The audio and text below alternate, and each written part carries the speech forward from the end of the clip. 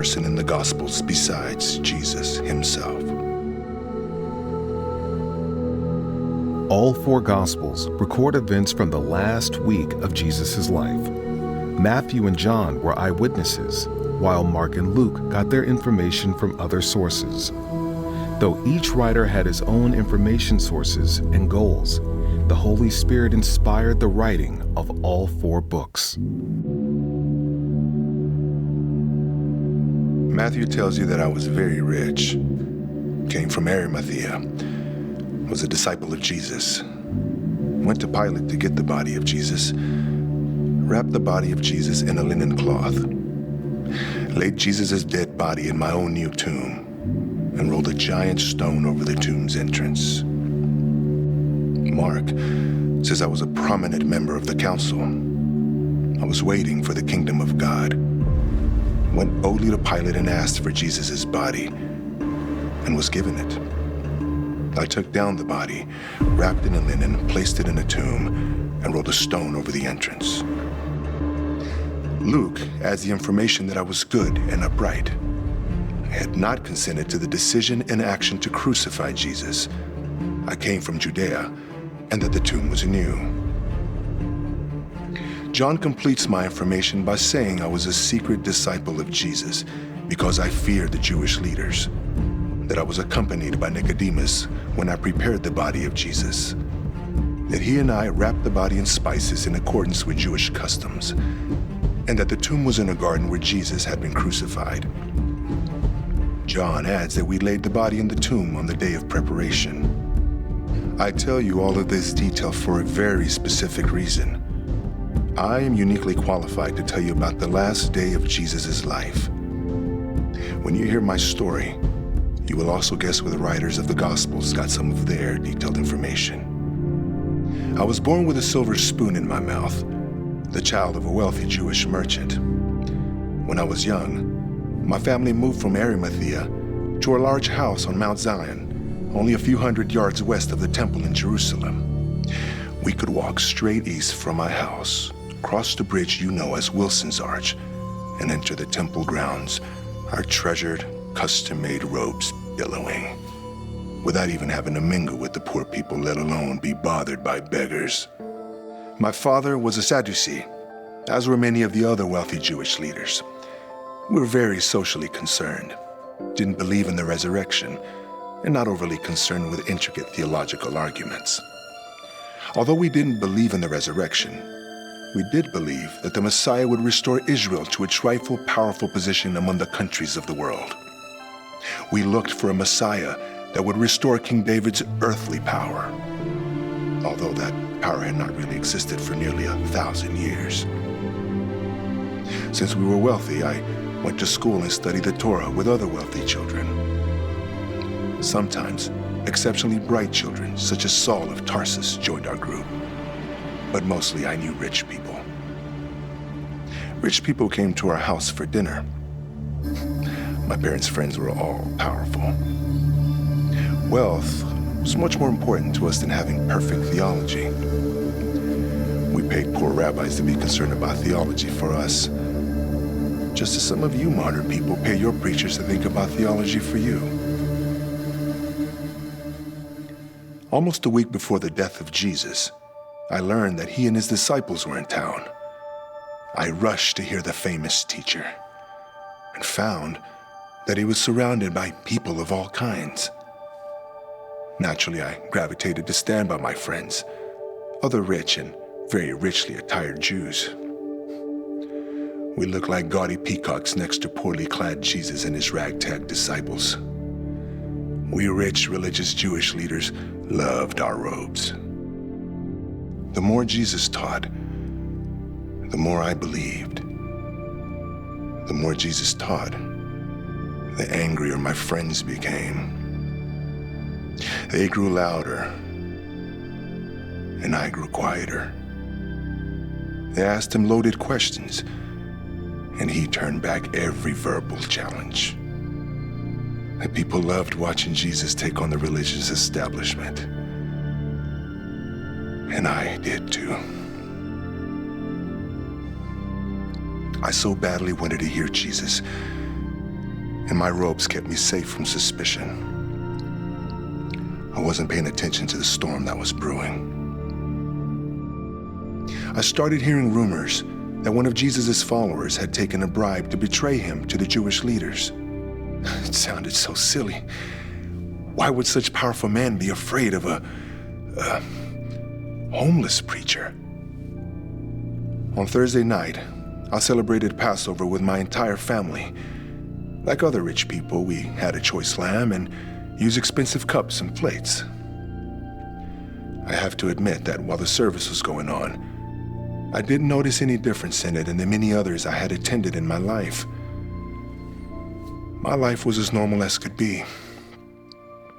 Until about midnight, when nothing in my world would ever be the same. There was a loud, crashing knock on my front door. I jumped out of bed, threw on the nearest robe. My servants and I arrived at the door at the same time. There were many of my friends holding torches. They shouted at me to get dressed and to come with them. There was an emergency, and the Sanhedrin was going to meet. It must be quite an emergency, I thought, since the Sanhedrin almost never met at night. We entered the Sanhedrin building. I understood the commotion. They were afraid of Jesus. They wanted to kill him because they were afraid of him. Nothing was going to stop that bloodthirsty mob, but they had no authority to kill him. That's the knowledge I console myself with anyway. They only had legal authority to beat him before letting him go. I settled in for a long trial, and that is what I got. Witness after witness, their testimonies conflicted or were patently false, but they kept calling them. Out of frustration, the leaders called to take Jesus to Pilate and ask for a sentence of death. It was daybreak. Almost everybody in the room voted yes. But not me. I was too cowardly to object, but I did not vote for it. I was sure that Pilate would see his innocence and let Jesus go. I knew Pilate from some of my business dealings, and I knew him to be a smart, honest man. He was so stubborn that he would never give in to the demands of the Jewish leaders. The sun rose. We took Jesus before Pilate, and our leaders asked to have Pilate crucify him. He had the authority to kill Jesus, whereas they did not. Pilate was known to crucify people for a lot less reason than appeasing the Jews, but he still was an honorable man.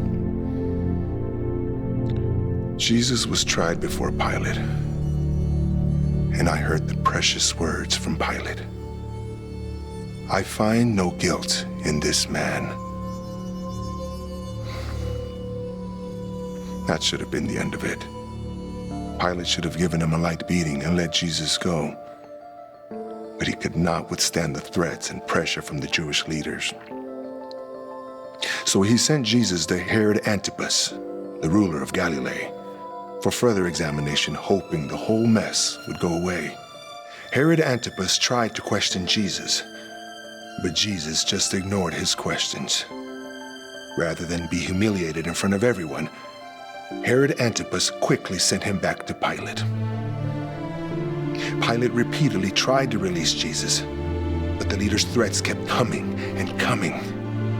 He had Jesus savagely beaten, hoping to satisfy the Jewish leaders, but that just inflamed them more. If Pilate would not kill Jesus, they would cause a riot among the people, and Pilate might lose his job. He gave in. Finally, Pilate gave in. He gave the order. Crucify Jesus. I could not believe it. The hate from the Jewish leaders was enough to kill an innocent man. I had done nothing to stop the travesty, and it was too late now to do anything. The fate of Jesus was sealed. He was going to be crucified, and most assuredly would die a gruesome, grisly death. I was humiliated, and scared for me and for my people. We weren't sending a guilty man to his death, and there were few things that made God angrier than the shedding of the blood of an innocent man, especially if that innocent man turned out to be the very Son of God. Like the prophets before me, I prayed for my people and for myself. Some of the Jewish leaders followed Jesus to Golgotha, where he would be murdered, but most of us went to our homes. Shamefully. There was every reason for God to end our lives that day. As the hours passed and the sky darkened and an earthquake happened, I believed we were all going to die. And we deserved to. A messenger came to my house and told me that the massive curtain, 60 feet high and thick, massive curtain in the temple had been torn in half from top to bottom. I knew that only God could have done such a thing. God had abandoned his temple and would never return. I could not stand it any longer. I rushed out of my house, followed by a few of my most dedicated servants. In less than 15 minutes, I reached a horrific scene. 3 men hanging on crosses. As usual, they were placed next to a major road where people could see them, eye to eye, cheer at them, and be reminded of the absolute power of Rome. But he was the one in the middle. Above his head was Pilate's sarcastic sign. "This is Jesus, the King of the Jews." There was a small crowd of women nearby, staring at Jesus. But unlike typical Jewish women, they were praying instead of wailing. I rushed up, just as a Roman soldier jabbed his spear into Jesus' side. Involuntarily, from somewhere deep within me, I don't know where, a scream emerged. I kept it in. I couldn't let something like that happen with who I was, who I represented. No. Then, I watched in morbid fascination as blood and water shot from the hole inside his side. He didn't feel the spear. Jesus was already dead. With his death, with my fear of who I was and what I was becoming, and the difference between them died too. Just vanished. I nodded to an officer who stood nearby and instructed him to follow me to Pilate. He was afraid to abandon his post, but he was more afraid of a wild-eyed rich Jew with unknown intentions headed to see his boss. On the way, I realized that both Pilate and the Jewish leaders had a big problem. What would they do with the body of Jesus? Romans typically left the bodies of the crucified to rot on the cross as a deterrent to future criminals. But Pilate would be ashamed to have that body stay in the public eye since he knew Jesus was innocent. The Jewish leaders were obligated to have the body buried within 24 hours after death. But they wanted to disassociate themselves from Jesus' death and just have the whole matter go away quietly. When my small entourage reached Pilate's garden, I just walked in.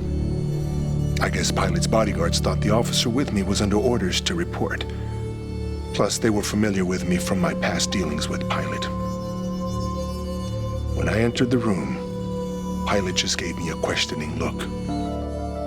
I said, "Please, give me the body of the innocent man." The officer confirmed that Jesus was dead, and Pilate gave his body to me. I was sure Pilate was appreciative that I was removing a sign of his shameful action.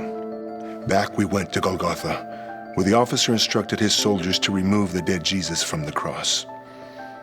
Sickened by the thought of them ripping his hands and feet from the nails, my servants and I removed him from the cross.